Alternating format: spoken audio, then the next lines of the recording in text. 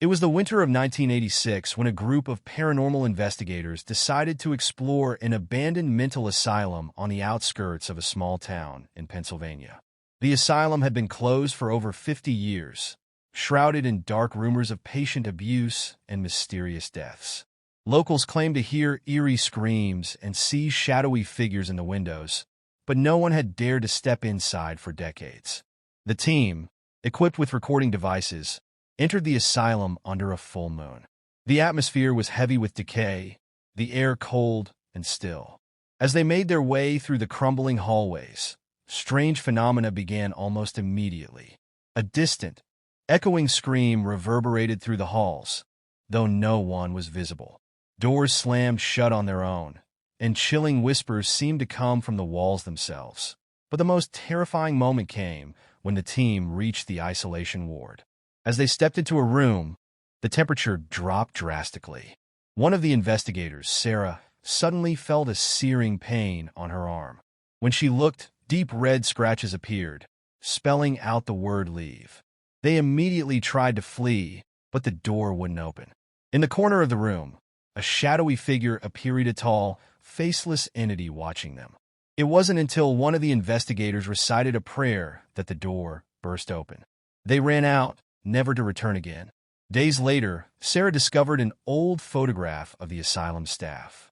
One figure in the photo, standing in the back, looked eerily like the entity she had seen. To this day, no one has dared to explore the asylum again. Locals still claim to hear the faint whispers of the lost souls trapped within its walls.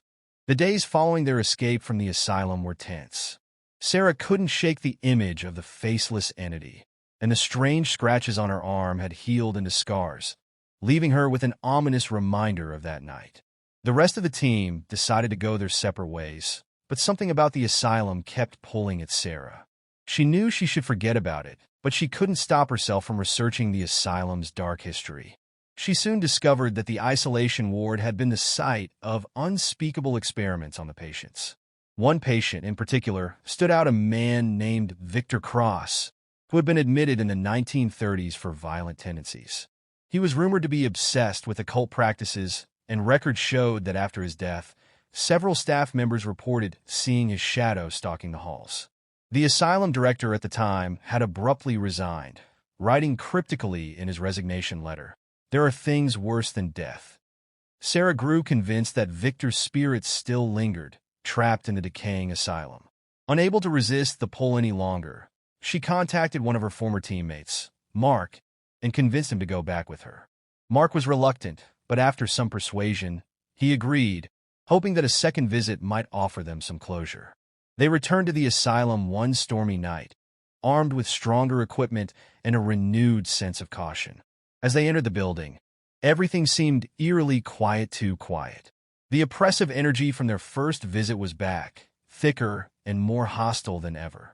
They made their way to the isolation ward again, where Sarah had seen the entity, hoping to find more answers. Suddenly, all the equipment malfunctioned. Their cameras flickered, and the temperature plummeted. This time, they both heard a low, guttural growl, reverberating from deep within the walls. Then, the door they had just walked through slammed shut, trapping them inside. Mark frantically tried to pry the door open, but it wouldn't budge. Sarah's flashlight flickered and went out, leaving them in complete darkness. She could feel a presence, something moving closer, though she couldn't see it.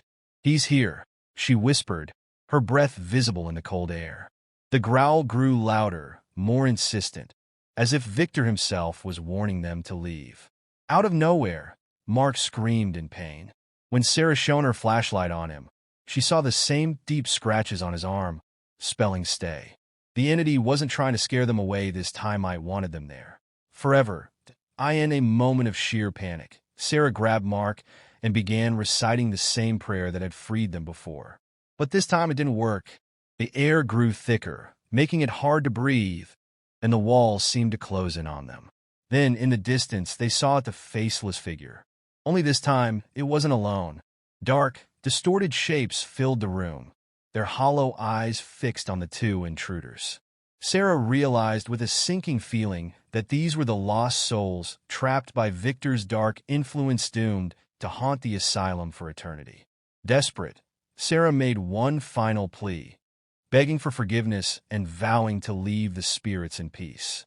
As she finished speaking, the shadowy figures paused, as if considering her words. Then, without warning, the door flung open, and the air around them lightened. They didn't waste a second, sprinting out of the asylum, never looking back. But even as they drove away, Sarah couldn't shake the feeling that something had followed them, something unseen, but always watching. Weeks later, she found a new scratch on her arm. Sarah tried to dismiss the new scratch as a nightmare, something her mind had conjured to explain the trauma of her second visit to the asylum. But deep down, she knew it wasn't her imagination. The scratch was real, and the word return haunted her every waking moment. She covered the scar with long sleeves, but every time she looked at it, an overwhelming sense of dread filled her. Mark, too, was different. He had become withdrawn, barely answering Sarah's calls or messages. When she finally reached him, his voice was hollow. He confessed that had been seeing things, shadowy figures at the edge of his vision, dark reflections in mirrors that disappeared when he turned around. He could feel the cold presence of something lurking near him, just out of reach. The asylum, it seemed, hadn't let them go completely. Determined to break free from the asylum's grip, Sarah sought out help from paranormal experts and occultists. Most refused to engage with her, warning her that whatever she had stirred up was far beyond their abilities. But one, a reclusive old woman named Maeve, agreed to meet with her.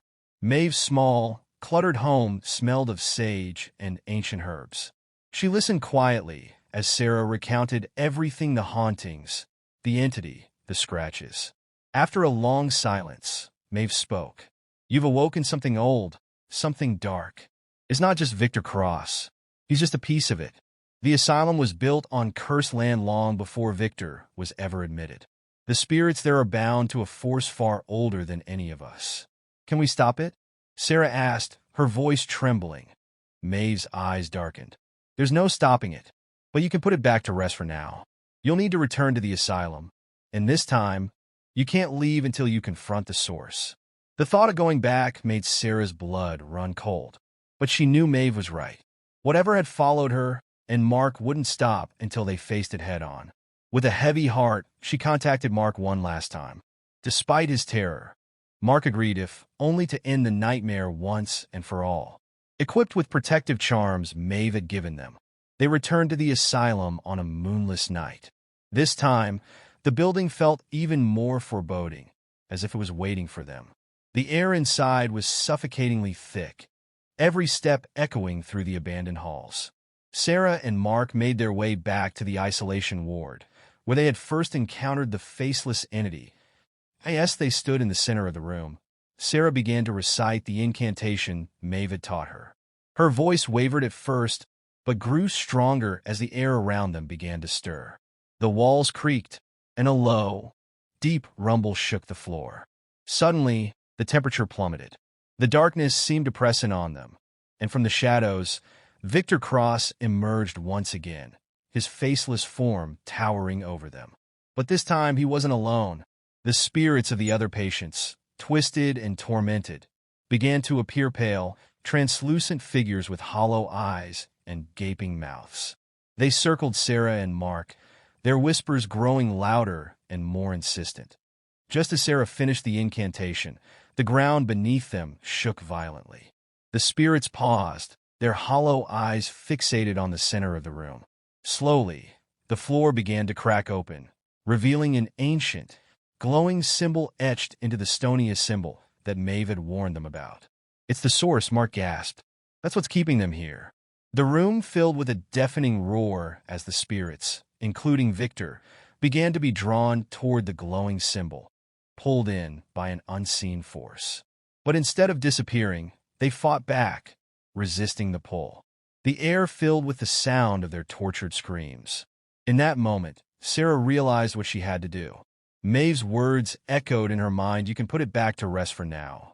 Without thinking, she reached out and placed her hand on the glowing symbol. The moment her skin touched it, an unbearable cold shot through her, freezing her to the core. The spirits surged toward her, their hands clawing at her, as if trying to drag her into the abyss. But Sarah held on, her grip tightening as she felt the force within the asylum try to consume her. Mark screamed for her to stop, but it was too late. Sarah's vision blurred, and the last thing she saw before everything went dark was the faceless figure of Victor Cross, standing motionless at the edge of the circle, watching her with an eerie, silent calm. When she awoke, the room was silent. The spirits were gone, and the air felt strangely still. Mark was by her side, shaking her awake. "You did it," he whispered. Though his voice, Sarah slowly rose to her feet, but something felt different. The glowing symbol had faded, and the oppressive presence that had filled the asylum seemed to have lifted. But as they walked out of the asylum for what they hoped would be the last time, Sarah couldn't shake the feeling that the asylum had taken something from her, something she could never get back. And as they left the grounds, the faintest whisper carried on the wind behind them while waiting. Months passed, and Sarah tried to return to her normal life, but something had changed within her. The nightmares began almost immediately after the final visit to the asylum, vivid and disturbing. In them, she was always trapped inside the isolation ward, surrounded by the faceless spirits. Victor Cross was there too, always standing at a distance, watching her in silence. At first, she chalked it up to the trauma of the experience, but soon the nightmares started bleeding into reality. She would wake up at night, convinced that someone was standing in the corner of her room, only to find nothing there when she turned on the light. The cold presence she had felt in the asylum seemed to follow her everywhere. Like a shadow, she couldn't escape. Mark fared no better. He confessed that he felt a constant pull toward the asylum, as though something was calling him back. The strange marks on his arm had returned, more violent and deeper than before, and no matter what he tried, they wouldn't heal. His mind was unraveling. He became obsessed with researching Victor Cross and the asylum's dark history, convinced that they had only scratched the surface of what was really happening there. It wasn't long before Sarah realized the same. Her own scratch, the word return, had begun to burn at random times, as if it was alive, reminding her that her connection to the asylum wasn't severed, it was deepening.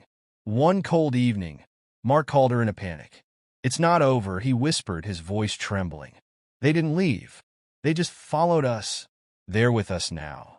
Before Sarah could respond, she heard something chilling on the other end of the lineal low, guttural growl, the same sound they had heard in the asylum. The call cut off abruptly, and when she tried calling back, there was no answer. Fearing the worst, Sarah rushed to Mark's apartment. When she arrived, the door was slightly ajar. Inside, the place was a wreck, papers strewn across the floor, furniture overturned, and Mark was nowhere to be found. But there was something else written on the walls, and what looked like blood were the same words she had seen on her arm: return. Panic surged through her as she searched the apartment for any sign of him. In the corner of his bedroom, she found a small notebook filled with frantic, erratic writing. Mark had been documenting his growing paranoia, his sense of being watched, and most disturbingly his dreams of returning to the asylum. In the final entry, he wrote, "They're coming for me. I have to go back before it's too late." Sarah's heart sank. She knew what this meant. Mark had gone back to the asylum alone. Without wasting another second, she grabbed her car keys and drove straight to the asylum, her heart racing with fear and dread. When she arrived, the sky was dark and heavy with clouds, and a thick fog enveloped the grounds. The building stood before her, its windows dark, as if waiting for her.